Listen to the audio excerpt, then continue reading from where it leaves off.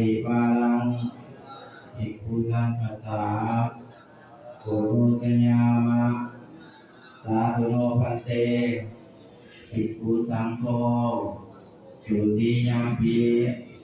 อิมานิมะยังพันเตวิสาภัสสานิปัสสานิ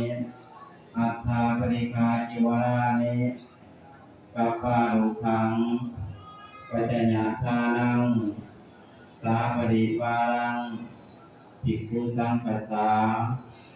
โอโรสยามะสาธุโนภันเตภิกขุสังโฆ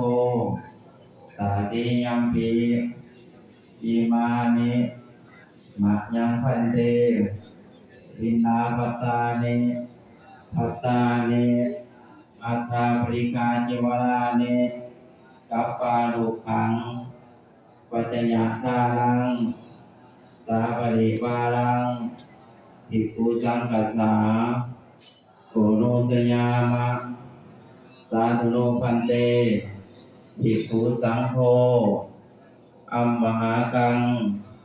อิกรตังอิกตายะสุขายะกายเดชประสงค์ผู้เจริญบุญหน่อยทั้งหลายขอน้อมถวายเขาวินนิบาตเขาเหมากองอัฐาตนกระพึกภัตตาหารกับทั้งเครื่องบริวารทั้งหลายเหล่านี้ขอถวายแก่พระสงฆ์ขอพระสงฆ์จงรับเขาวินนิบาตเขาเหมากองอัฐาภัตตาหารตนกระพึก